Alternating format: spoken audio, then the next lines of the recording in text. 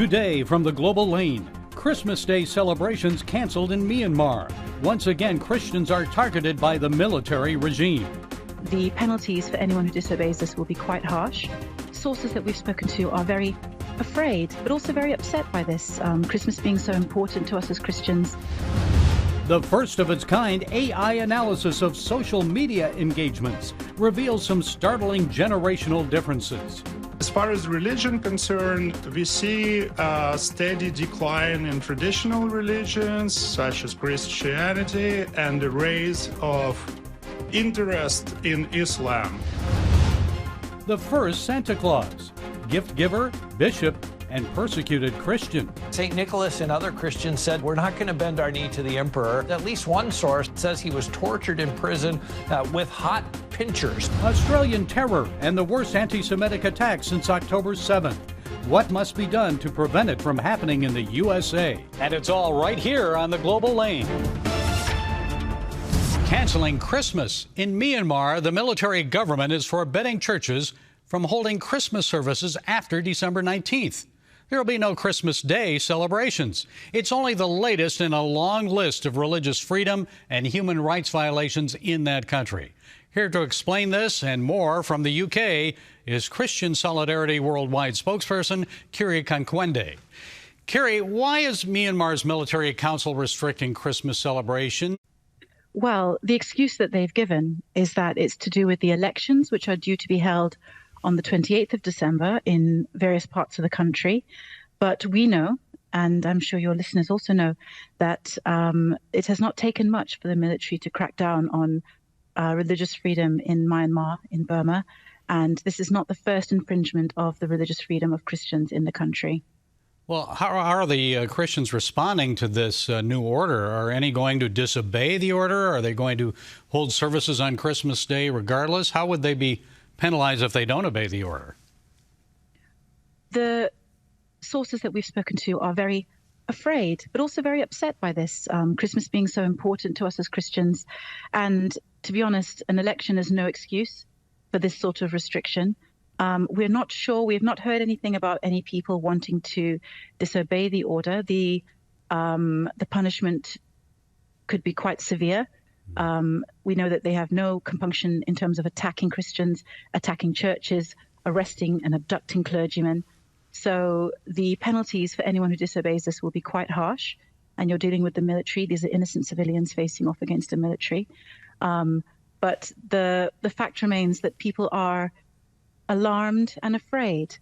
In the states where this has been announced, there is already an internet blackout. There's a lot going on. We've heard about this, but there's a lot going on under the radar, which is not making it to the public, to the public's awareness because of this internet blackout. So their fear will no doubt be that if they disobey this order under darkness, then the military will do terrible things to them and no one will know about it. So this isn't happening in Yangon. It's outside of the capital also, right? Yes, we're talking about Kachin State, certain areas of Kachin State where the election is due to be held.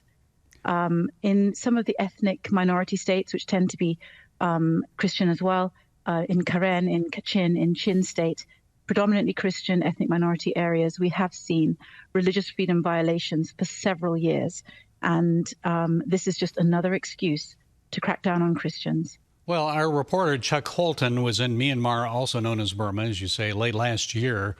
He documented regular government army attacks against Christians and their churches. And has it subsided any this year? Are the churches still under attack, and why? Unfortunately, it is not subsiding. In fact, the government has passed a series of legislation, again, with the excuse of the elections.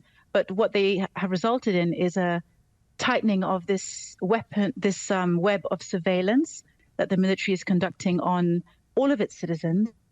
But under that excuse of surveillance and repression, we know that religious minorities and Christians in particular are being targeted. And when I say targeted, I mean things like being abducted, arrested. We know of one pastor who was abducted on his way home from a service and is now serving in the military against his will and against his conscience. Things like that are going on. Tell us what else has been happening in Myanmar, not just for the Christians. Yes. So Myanmar has been subject to a coup and emergency condition since February 2021, when the military seized power. The last democratically elected leader, Aung San Suu Kyi, is currently in prison. And under this emergency legislation, the army has been tightening its grip on power. You'll be aware that there was an earthquake not long ago as well, devastated several communities. And we know that the military has been restricting aid to people who need it, precisely so they can tighten their power, and siphoning off what aid does make it for their own benefit. So they are really repressing the people of Myanmar. Well, what must be done then to help the people of Myanmar free themselves from this oppressive regime? Well, the one thing that we're calling for is for the international community not to recognize these elections. Don't give them the legitimacy that they're seeking, because this government desperately wants to be seen as legitimate. That's why it is now having an election, even though it's not free and it's not fair. And we need the international community to acknowledge that and keep saying it. Furthermore, there is actually a case before the criminal court for the commander-in-chief. Now, that has been languishing now for several months, I think over a year, actually. This cannot go on. We urge the international community to push that forward so that he can be prosecuted for the crimes he has committed. And finally, keep calling out for humanitarian access, for humanitarian agencies to be able to get to the people who need it. The military has been bombing hospitals, churches, where civilian targets, which is against the laws of war. And in the midst of all this, civilians have been caught up in this terror for several years, and they need release. Okay, CSW's Kiri Kankwende, thank you for being with us. We appreciate it. Thank you. On the home front, a shifting of American religious and spiritual behaviors. A first-of-its-kind AI analysis of social media engagements reveals some startling conclusions. Major changes across generations and social media platforms.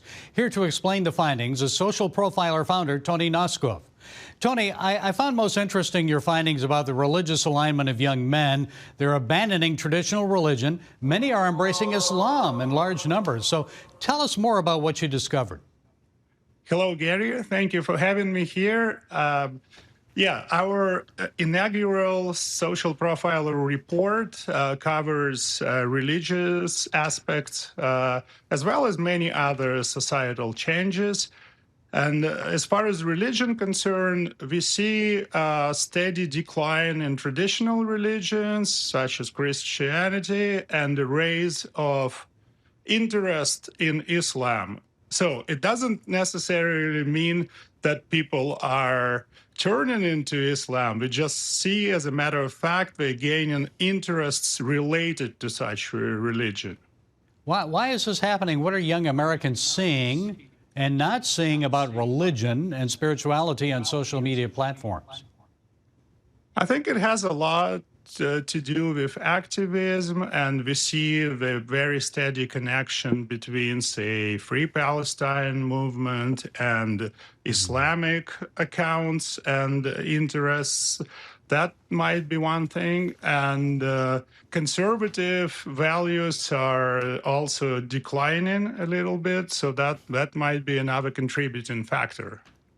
Well, abandoning traditional religion does not mean that Gen Z is embracing hedonism, does it? Your findings challenge the conventional narrative of unrestrained youth and party culture. Tell us what you found, especially regarding alcohol and pornography. Oh, that's an exciting topic. So young men abandoning alcohol in large volumes. In fact, amount of young men, and by young we mean 18 to 25, who are interested in alcohol is now equal to a number of women, which is like never happened before. So traditionally, men had a much higher interest in alcohol, and it's declining in young generation in general. Why is that, Tony? What's the reason? In part, it's a more healthier lifestyle. What we also see is a rise of interest in nutrition, sport, and things like that. And also, we see decline in interest in like social gatherings in general. So people see each other less and meet more online. That might be. And it's always traditionally 18 to 25 has been the highest probably in viewing pornography online. But your report says that women are higher than men now. That's true. They gained more interest, gaining much bigger interest in pornography, and actually it's kind of opposite to alcohol trend. So that's very interesting, and we really still yet have to make sense of that. But it's absolutely factual, and we stay behind this conclusion. So yeah, and specifically on X, the moderation is. Very light, and there is a lot of accounts related to mature content we can make sense of, and we definitely see young women gaining interest in bigger numbers than men. So why is that? Do you think young women are looking for more masculine men? Are young men rejecting or embracing the traditional role of masculinity? Which is it?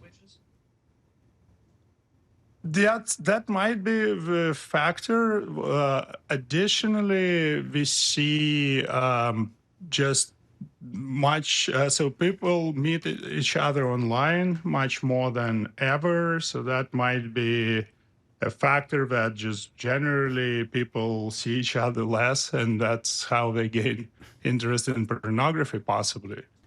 And your report says, quote, the loudest political debates occur not among the youth themselves, but among their parents and older siblings who use social media platforms. What effect is this having on organizations then, like Black Lives Matter, even political campaigns? What are young people looking for instead of engagement in political movements and political action? Yeah, that is exactly the finding. We see that young generation, Gen Z specifically, are interested more in social justice movements, activism such as environmental activism, and list goes on, and less in a specific partisan politics. So they're much less aligned with Democrats or Republicans as compared to older generations. So they're trying to be aligned with more, as we see that, more with a specific cause and specific activism in a specific non-political cause. Okay, an interesting one-of-a-kind AI study of social media engagements across generations. Where can people learn more about the results, Tony? We'll have a full report available to anyone at socialprofiler.com in our blog. It's a huge 50-something pages work, and it's going to be free for everyone. So please feel free to read it. And if you have any additional questions, you can always contact us, and we will provide the in-depth research. Okay, Tony Noskov, thank you for being with us. We appreciate it. Santa Claus, Kris Kringle, Père Noël, Sinterklaas. Whatever you may call him, he was once known as St. Nicholas. He resided in modern-day Turkey, where he served as a bishop and patron saint of sailors. Here with more about Nicholas and how he suffered for his Christian faith is Todd Nettleton, Vice President of the Voice of the Martyrs and host of VOM Radio. Todd, it's great to talk with you again. So first, tell us about St. Nicholas, the man, the servant of Christ. Yeah, we know St. Nicholas as the gift giver, and that was certainly part. He was born into a wealthy family. His parents died while he was still relatively young, and instead of just sort of living it up on his parents' wealth that they left him, he began to give away that wealth. And so he was known as a gift giver. That's sort of the part of St. Nicholas that we think of at Christmas time. But the other part that we don't think of is St. Nicholas, the persecuted Christian. During the time of the Roman Emperor Diocletian, a number of Christians were put in prison, including St. Nicholas. And the demand was, bend your knee to the emperor, call him Lord, And St. Nicholas and other Christians said, no, Jesus is Lord. We're not going to bend our knee to the emperor. And because of that, he was put in prison. And there are sources from that time period that say that the prisons in the Roman Empire were so full of Christians that there wasn't room for criminals. So St. Nicholas was a part of that wave of persecution that went across the Roman Empire. Well, we know he was known for gift giving. He used to put gifts in stockings, socks, as they were being warmed by the fire after they were washed out for the children, and generally the poor, right? So why would that get him in trouble, Todd? I mean, he was a gift giver. He was a gift giver, but again, that thing of power and being in charge. And it's interesting how, we see this same pattern throughout history. We see it among persecuted Christians today. So at that time, the Romans were particularly arresting church leaders like Nicholas, who was a leader in the church in the city of Myra. And so church leaders were being put in prison. And, as I thought about that, as I thought about this interview, that's happening today in China. There are pastors in prison. It's happening in Iran. It is happening in Eritrea. There are prisoners in Eritrea. There are pastors there who've been in prison for 21 years. So that pattern of saying, hey, we can't arrest every follower of Jesus Christ, so we're going to target the leaders. We're going to target those who are leading, who are winning others to Christ. That was true in Nicholas' day. That's why he went to prison. That's still true today around the world. And do we know much about his prison experience? We believe he was tortured. There are several sources along, but obviously this is a long time ago, so it's hard to get those sources and understand, how accurate they are. But there is at least one source that says he was tortured in prison with hot pinchers, and so white hot metal pinchers that were used on his skin. So yeah, his prison experience, and overall, a Roman prison was not like we think of prison today. His prison experience was certainly not fun at all. Okay, he was freed by Constantine the Great. He attended the Council of Nicaea in 325. That was 1,700 years ago. What do we know about his life after his imprisonment? How significant was his attendance at that meeting? Well, his attendance there was very significant because he famously, and you'll see memes about this today, but famously he punched Arius in the face or slapped his face. Arius was the leader of a cult that was saying that Christ was not, in fact, the Son of God. And he apparently he put some of these ideas to popular songs, and so people would sing them in bars and other places. And at the Council of Nicaea, Arius began to sing one of those songs. And Nicholas said, I'm not going to let someone bring this shame to Christ right in front of me, either slapped or punched Arius, depending on which source you follow. Because of that, he was removed from his bishophood. They said, you can't be a violent person and be a bishop, so he got his job taken away. Now, there are some sources that say later he was restored to be the Bishop of Myra. There are others who say he just kind of retired and later died. But that is his sort of famous, again, standing up for the name of Christ. I will not let you shame Christ in front of me. I'm going to do something about it. That same pattern of saying, I'll go to prison rather than deny Christ is now, I will not let you shame Christ in front of me. So that passion for the name of Christ, that passion for serving him was clearly a part of Nicholas' life all through. And quickly, Todd, we've got about a minute to go. We just witnessed the Hanukkah terror attack in Australia. What is the risk posed to Christians around the world during this Christmas season? Christians, especially in Islamic countries. Well, I would encourage people to pray for Christians this Christmas season in hostile and restricted nations. They have been targeted in recent years. Just last year, we saw an attack in Bangladesh. We saw Christians threatened there for celebrating Christmas. If you hate the gospel, if you hate Christians, what better time to make a statement about that than on the day they're celebrating Christ's birth? And so please pray for the safety of our brothers and sisters who are celebrating the birth of Christ in places where that's not a popular thing to do. Okay, Todd Nettleton of the Voice of the Martyrs. Thank you, Todd. We appreciate you sharing your insights. God bless. Thanks for having me.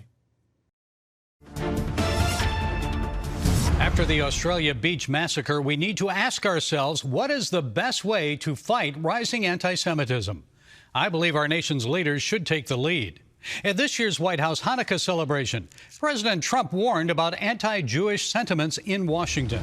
You have a Congress in particular which is becoming anti-Semitic. People are trying to pretend these kinds of words and terms like, from the river to the sea, or to globalize the intifada and all those other things. We all know what this means, and I refuse to pander to that. And for me, it's been a rot, within the American left and within my party. Senator John Fetterman is one of the few Democrats in Congress who truly understands the current situation. So what steps can we take to fight rising anti-Semitism and prevent a Bondi Beach-style terrorist attack right here in the United States? Well, President Trump is expanding the travel ban starting January 1st. People with Palestinian Authority or Syrian passports will not be allowed to enter the United States for travel or immigration. While many Americans may not agree with that decision, at least the president is showing leadership by addressing anti-Semitism and working to keep Jews and all Americans safe.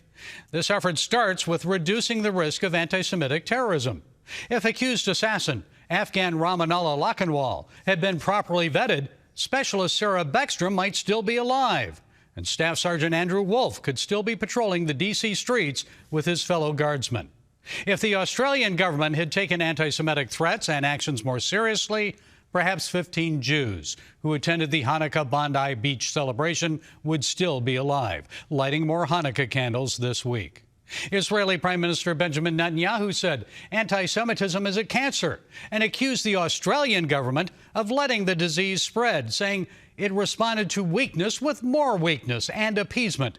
Just 2 days after the October 7th Hamas attack on Israel, one of the accused Bondi Beach shooters reportedly attended a rally in Sydney where protesters shouted "gas" and "F the Jews." The Australian government ignored that hate speech. We can start to fight anti-Semitism by electing leaders who set an example and take a strong stand against it. Second, we should require Holocaust education in history classes in our public schools. Disinformation, conspiracy theories, and anti-Jewish memes on social media must be challenged with undeniable facts and the truth. Folks, we must act before it is too late. If we keep overlooking anti-Jewish hate, our synagogues, churches, and public spaces could face real danger. What happened at Bondi Beach could just as easily happen right here at home. Well, that's it today from the Global Lane. Until next time, be blessed.